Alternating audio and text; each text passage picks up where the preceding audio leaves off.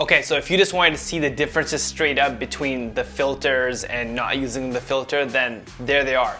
But if you want to learn in detail what those differences are and when to use these filters, then stick around.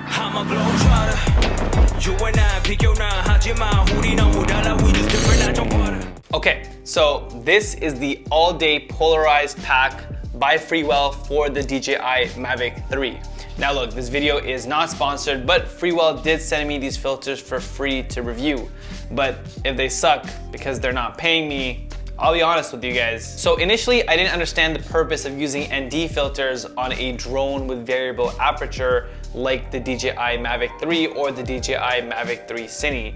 If you don't like your lighting conditions, then no problem. Just crank up your aperture and you can still maintain the 180 shutter rule as long as your exposure conditions are generally pretty tame. In order to maintain natural motion blur when shooting your videos, your shutter speed should be double your frame rate. This is called the 1/80th shutter rule. So for example, when shooting in 30 frames per second, your shutter speed should be approximately 1/60th of a second. Now here's what I didn't think about. So the DJI Mavic 3 and the DJI Mavic 3 Cine now have a micro 4/3 size sensor. So we have more light and more detail than ever before coming into these drone sensors, meaning that if I wanted to shoot at f2.8 and maximize that exposure, get in as much detail as possible, I realized that I was actually gonna end up needing ND filters if I wanted to maintain the most cinematic type of aerial footage possible. Also, because of the size of the new sensor, when you're getting close to subjects, it's actually possible to create some sort of a depth of field now, even while using a drone. So these ND filters by Freewell or whatever company you decide to go with, but we'll talk about why you probably want to go with the Freewell ones, became a lot more necessary. So here's what the footage looks like without any ND filters on. This is a regular sunny day and the settings here are all on automatic, and this is shot in D-Log in 5K. So you'll notice two things. In order to expose the sky properly, the camera increases the shutter speed and the houses become dark. Also, there's virtually no motion blur as the drone goes over the houses. It basically looks unnatural. Now, before I get into the Freewell filters, DJI actually includes their own set of ND filters with the DJI Mavic 3 Cine combo.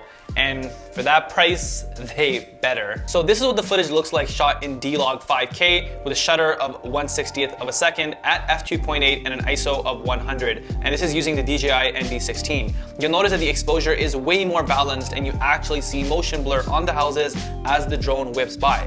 So this is a properly exposed, true to life cinematic drone shot. Just add some cool music and some cool transitions behind it and it instantly becomes cinematic.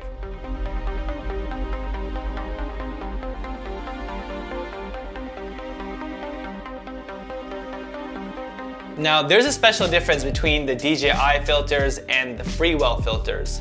The Freewell filters are polarized. A polarized filter for a camera will generally darken skies, manage reflections, and suppress general glare. Now, to manage this polarized effect, there's these two hash marks, one on the filter body and then one on the lens.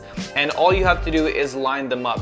In this situation, the polarized effect is maximized. Now, if you want to minimize it, what you basically want to do is you want to turn this hash mark line and you want to flip it as far away as possible from the other hash mark. And in this case, the polarized effect will be minimized. So here's another shot also taken in D-Log 5K with a shutter of 1/60th of a second at f2.8 and a ISO of 100. But now with the Freewell polarized ND16. Now, prior to color grading it in a flat profile, it might be difficult to understand the difference between this and the DJI filter. But as you can see, the exposure here is also much better balanced than when you're not using an ND filter. But now let's apply a transformation LUT and some basic adjustments to both the DJI filters footage and the Freewell filter footage to see what the difference is really like with the polarized effect. You'll notice that the Freewell clip looks way more polished. There's better contrast and the highlights are preserved better. So it's clear from this to see that quality glass matters, and this is what Freewell excels in. The Freewell ND All Day pack covers you from ND4 all the way to ND2000,